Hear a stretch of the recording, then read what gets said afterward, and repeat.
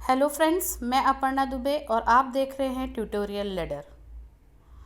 आज हम कुछ क्वेश्चन पेपर्स को डिस्कस करेंगे। जैसा कि हम सभी जानते हैं कि एग्ज़ाम्स हमारे नज़दीक है। कोरोना के इस दौर पे एग्ज़ाम ऑनलाइन हो चाहे ऑफलाइन हो, एग्ज़ाम आपको चाहे कैंपस में आकर दिलाएं चाहे आप घर बैठकर दिलाएं, पर क्वेश्चन पेपर को समझना और उसका प्रॉपर आंसर लिखना बहुत ज़रूरी है। कई बच्चे, लास्ट एक्सपीरियंस के अकॉर्डिंग मैं बात करूंगी कि कई बच्चे लास्ट ईयर घर में बैठकर एग्ज़ाम दिलाए हैं, पर उसके बावजूद क्वेश्चन के आंसर को प्रॉपर नहीं लिखे हैं। इसके लिए जानकारी होनी बहुत ज़रूरी है। चूँकि आप सभी कॉलेज में जाकर पढ़ाई नहीं कर पा रहे हैं, तो प्रॉपर गाइडलाइन नहीं मिल पाता है किसी भी कारण से। तो इस वजह से आज मैं आप लोगों से डिस्कस करूंगी कि कैसे किसी क्वेश्चन पेपर को जज किया जाता है और उसके आंसर को प्रॉपर सिस्टमेटिक फॉर्म पे लिमिटेड पेजेस में लिखा जाता है। तो इस वीडियो को शुरू करने के पहले इसे मैं आपको सभी को कहना चाहूँगी कि आप मेरे वीडियो को पूरा देखिए, इसे लाइक कीजिए, शेयर कीजिए और हमारे चैनल को सब्सक्राइब कीजिए। तो किसी भी क्वेश्चन पेपर को समझने के लिए पहले आप उस क्वेश्चन पेपर की कंप्लीट स्टडी कीजिए। जब आप क्वेश्चन पेपर की कंप्लीट स्टडी कर लेंगे तब आप इसके आंसर को प्रॉपर लिख पाएंगे। इसके लिए मैंने यहाँ पर एक सैम्पल क्वेश्चन पेपर लिया हुआ है, जो कि BCA फर्स्ट ईयर का programming PC software package and programming in C का क्वेश्चन पेपर है। हर क्वेश्चन पेपर का एक पैटर्न होता है और ये पैटर्न डिपेंड करता है क्लास पे और यूनिवर्सिटी पे। ये क्वेश्चन पेपर अटल बिहारी वाजपेयी विश्वविद्यालय के अंतर्गत UG कोर्स, जो कि BCA bachelor of computer application है, का क्वेश्चन पेपर है। तो ऑलमोस्ट सारे पैटर्न सेम ही होते हैं एक किसी विश्वविद्यालय के अंतर्गत सभी UG क्लासेस के। तो यहाँ पर मैं जो क्वेश्चन पेपर डिस्कस कर रही हूँ, इसका मतलब ये नहीं है कि BCA फर्स्ट ईयर के बच्चे ही इन इंस्ट्रक्शंस को फॉलो करेंगे। ये सभी स्टूडेंट्स के लिए एक समान ही होगा। अगर आप इस पैटर्न को समझ लेंगे तो आप अपने पैटर्न पर भी इस प्रोसेस को अप्लाई कर सकते हैं। तो आइए देखिए, हम क्वेश्चन पेपर को यहाँ डिस्कस करते हैं। जैसे कि सबसे पहले मैंने आपको बताया कि क्वेश्चन पेपर को स्टडी करना चाहिए। हमने ये देख लिया कि सबसे पहले इस बात का ज़रूर ध्यान रखेंगे नोट क्या दिया हुआ रहता है। कई बार जब हमको एग्ज़ाम के समय क्वेश्चन पेपर हम देखते हैं तो हम हड़बड़ा जाते हैं कि इतने सारे क्वेश्चन हैं और हम जवाब कैसे देंगे। तो आप निर्देशों को जो दिया रहता है, नोट जो दिया रहता है, उसको अच्छे से पढ़ेंगे और साथ ही साथ हर क्वेश्चन के राइट हैंड साइड में उसकी मार्किंग दी हुई होती है, तो उस मार्किंग का ध्यान रखेंगे और नंबर को प्राथमिकता देते हुए क्वेश्चंस को अटेम्प्ट करेंगे। जैसे कि इस BCA फर्स्ट ईयर के क्वेश्चन पेपर में हम ये देख रहे हैं कि यहाँ पर क्वेश्चन 1 जो है वो कंपलसरी है और ये कुछ ऑब्जेक्टिव टाइप का क्वेश्चन है और राइट हैंड साइड में लिखा है 3×10, मतलब 10 क्वेश्चन है 3 नंबर के। तो यहाँ अगर हम इन 10 क्वेश्चन को बनाते हैं तो ये एक ऑब्जेक्टिव टाइप क्वेश्चंस है। विदिन 2 to 3 मिनट्स आप इन क्वेश्चंस के आंसर को फटाफट लिख सकते हैं और आप बड़ी आसानी से यहाँ पर 30 नंबर गेन कर सकते हैं। तो अगर इस टाइप के ऑब्जेक्टिव क्वेश्चंस आते हैं, देखिए यहाँ पर मैं स्क्रॉल डाउन करके आपको क्वेश्चन पेपर को दिखा रही हूँ कि अगर इस टाइप के ऑब्जेक्टिव क्वेश्चंस आते हैं तो पहले आपको इन ऑब्जेक्टिव क्वेश्चंस को अटेम्प्ट करना है। तो देखिए यहाँ पर 15 क्वेश्चन आपके J तक के 10 क्वेश्चन दिए हुए हैं और इन 10 क्वेश्चन के हर क्वेश्चन का 3 नंबर का मार्क्स है। तो आप 5 मिनट में इनके आंसर्स को फटाफट लिख लीजिए। माना अगर आपको किसी एक क्वेश्चन में या 2 क्वेश्चन में डाउट हो रहा है तो आप उसे नोट डाउन करके रख दीजिए, आंसर को भले बाद में अटेम्प्ट कीजिएगा, पर 5 मिनट में आप जो है इसे फटाफट ख़त्म करेंगे। इसके बाद जनरली हर क्वेश्चन पेपर में ऐसा ही पैटर्न होता है कि शुरू के जो पहला क्वेश्चन रहता है वो ओवरऑल सभी यूनिट्स को कवर करता हुआ सब ऑब्जेक्टिव टाइप का या फिर शॉर्ट आंसर टाइप का क्वेश्चंस रहता है। तो जैसे यहाँ पर आप देख रहे हैं कि ये जो हमारा क्वेश्चन पेपर है ये 100 नंबर का क्वेश्चन पेपर है, जिसमें 30 नंबर जो है ऑब्जेक्टिव टाइप में पूछ लिया है। अब बच गए आपका 70 नंबर।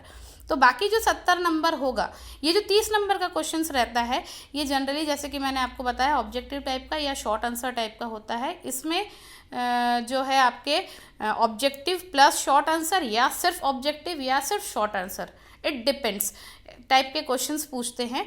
तो जिनको आप अगर ऑब्जेक्टिव है तो आप इसे 5 मिनट में सॉल्व कर सकते हैं, और अगर शॉर्ट आंसर टाइप है तो एट मैक्स 15 मिनट में इसको ख़त्म करने की कोशिश कीजिएगा। निर्भर करता है कितने क्वेश्चंस पूछ रहा है। तो जल्दी से जल्दी हम इस क्वेश्चन को अटेम्प्ट करेंगे जिससे बाकी क्वेश्चंस को लिखने में हमें समय मिल सके। टाइम मैनेजमेंट का ध्यान रखना बहुत ज़रूरी है। पहला क्वेश्चन जो ऑब्जेक्टिव टाइप का या शॉर्ट आंसर टाइप का रहता है, ये ओवरऑल सिलेबस को कवर करता है, अर्थात आपके अगर किसी विषय में 5 यूनिट है तो 5 यूनिट को कवर करता हुआ ये क्वेश्चन रहता है। इसमें ऐसा कुछ स्पेसिफिक नहीं रहता है कि इसी यूनिट से पूछा जाएगा। तो ये जो आपने साल भर पढ़ाई की है, ये आपके नॉलेज को यहाँ पर दिखाता है कि आपने कितने डीपली स्टडी किया है। इसके बाद अब चाहे आप इसे ऑफलाइन दिलाए चाहे ऑनलाइन दिलाए, तो इसका आप क्वेश्चंस के आंसर को प्रॉपर ज़रूर लिखिएगा। शॉर्ट आंसर टाइप के अगर क्वेश्चंस आते हैं तो उनको 2 लाइन 4 लाइन 6 लाइन जितना निर्भर है, कई बार बड़े क्वेश्चंस को छोटे रूप में, कई बार छोटे क्वेश्चंस को बड़े रूप में पूछ लेता है। तब आपको जज करना है कि कितने नंबर का है, तो फिर हम कितना लिखें। अगर आपने इस क्वेश्चन को 15 मिनट में सॉल्व कर लिया, जनरली जो हमारा क्वेश्चन पेपर का एग्ज़ाम टाइम रहता है वो 3 घंटे का होता है सभी जगह। तो अगर 3 घंटे में आपने 15 मिनट जो है ऑब्जेक्टिव या फिर शॉर्ट आंसर टाइप के क्वेश्चंस को दिया, तो आपके पास जो बाकी समय बचता है, इस समय में आपको बाकी 5 क्वेश्चंस अभी और बनाने हैं, जो कि क्रमशः यूनिट नंबर 1, 2, 3, 4 और 5 का होगा। तो इनके लिए आपको उस टाइम को डिस्ट्रीब्यूट करना पड़ेगा कि हर आधे घंटे में हम एक यूनिट को कवर कर सके। तब जाकर हमारा बाकी जो बचा 2.5 घंटा है उसमें हमारे 5 यूनिट होंगे, प्लस हमारे पास 15 मिनट एक्स्ट्रा बचेगा। क्योंकि कई बार हम टारगेट तो रखते हैं कि हम आधे घंटे में एक यूनिट बना लेंगे, पर वो आधा घंटा कई बार हमारा 45 मिनट में भी कन्वर्ट हो जाता है। तो टाइम मैनेजमेंट का विशेष ध्यान रखना है अगर आप ऑफलाइन एग्ज़ाम दिला रहे हैं तो। और साथ ही साथ फिर आप यहाँ पर जाएंगे, जब आप ये सेक्शन 2 में आएंगे, ये यहाँ पर आपका ये आ गया आपका सेक्शन 2। यहाँ देखिए, यहाँ लिखा है answer any 2 parts from each question carries 14 marks. 14 number का पर यूनिट है आपका, हर क्वेश्चन 14 नंबर का है, और हर सेक्शन से आपको हर क्वेश्चन से 2 क्वेश्चन अटेम्प्ट करने हैं। जैसे यहाँ पर दूसरा में आपको दिख रहा है ABC, तो आप इस ABC में कोई 2 बनाएंगे। तो हमेशा निर्देशों को विशेष ध्यान रखेंगे। कई बार बच्चा कंफ्यूज हो जाता है और गलत आंसर कर देता है। जैसे 2 बनाना है तो वो तीनों के आंसर लिखने बैठ जाएगा, जिससे उसके 5 क्वेश्चन अटेम्प्ट करना मुश्किल हो जाता है, और फिर हम ये सोचते हैं कि हमें मार्क्स क्यों नहीं मिला। तो समय का विशेष ध्यान रखना है, इसको ध्यान में रखते हुए ही आपको आंसर को लिखना है। तो यहाँ पर हम देख रहे हैं कि क्रमशः जो क्वेश्चन नंबर 2, 3, 4, 5 और 6 क्वेश्चन हैं, ये 6 क्वेश्चन जो है क्रमशः यूनिट नंबर 1, 2, 3, 4 और 5 को बिलोंग करते हैं। हर सेक्शन में, हर क्वेश्चन में 3 क्वेश्चंस दिए हुए हैं, आपको कोई 2 बनाना है। तो सबसे पहले ध्यान रखेंगे नंबरिंग का। माना दूसरा, तीसरा, चौथा, 5वां और 6वां में से आप पहले 5वें को बनाने जा रहे हैं, तो फिर आप पहला नंबर नहीं डालेंगे, आप 5वां नंबर ही डालेंगे। 5वां का आपने माना A और C को बनाया, तब आप 5वें का A लिखेंगे, और 5वें के A को लिखने के बाद अगर आप 5वें का C बना रहे हैं तो 5वां C लिखेंगे। नंबर का विशेष ध्यान रखेंगे। कई बार मैंने देखा है कि बच्चे क्वेश्चंस अटेम्प्ट करते हैं पर प्रॉपर नंबरिंग नहीं करते हैं।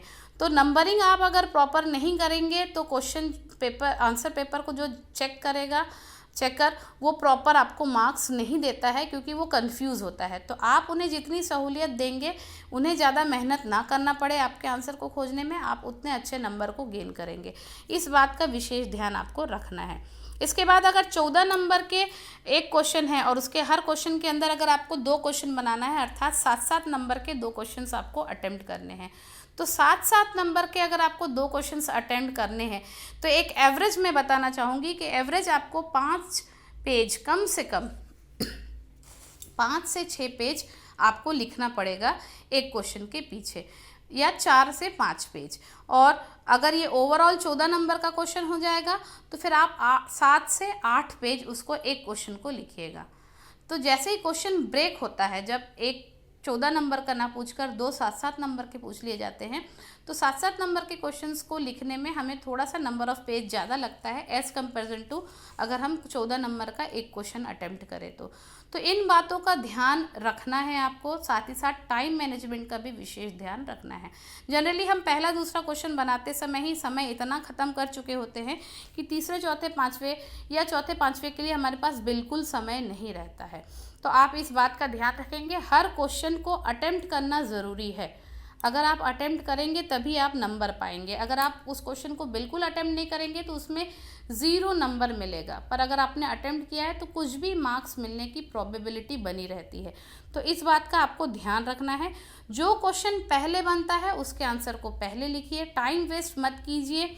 किसी क्वेश्चन का आंसर अगर आपसे नहीं बन रहा है तो उसके लिए पेज छोड़कर उसको स्किप करके दूसरे क्वेश्चन के आंसर को लिखना शुरू कर दीजिए। फिर जब वो आपके माइंड को रिकॉल करेगा वो आंसर, तो आप फिर उसमें जाकर कंटिन्यू उसको लिखेंगे। इस बात का विशेष ध्यान रखना है। इन बातों का अगर आप ध्यान में रखते हैं तो आप बहुत ही आसानी से 3 घंटे के अंदर अपने एग्ज़ाम को दिला सकते हैं। और ये सारे निर्देश ऑफलाइन एग्ज़ाम दिलाते समय तो क्वेश्चन पेपर को सॉल्व करते समय एग्ज़ाम रूम में आपको विशेष ध्यान रखना है। साथ ही साथ अगर आप ऑनलाइन एग्ज़ाम्स भी दिला रहे हैं जिसमें आप घर बैठकर क्वेश्चंस के आंसर को लिख रहे हैं, तब भी इन बातों का आपको विशेष ध्यान रखना है, क्योंकि चेक करते समय इन बातों को ध्यान दिया जाता है कि बच्चे ने प्रॉपर लिखा है कि नहीं। आशा करती हूँ ये बातें आपको काम आएंगी। तो एग्ज़ाम को लिखते समय, एग्ज़ाम में क्वेश्चन पेपर के आंसर को लिखते समय इन बातों का विशेष ध्यान रखिएगा। जो भी आपको डाउट्स है आप कमेंट लाइन में लिखकर मुझसे पूछ सकते हैं। मेरे वीडियो को लाइक कीजिएगा, शेयर कीजिएगा और चैनल को सब्सक्राइब कीजिएगा। Thank you.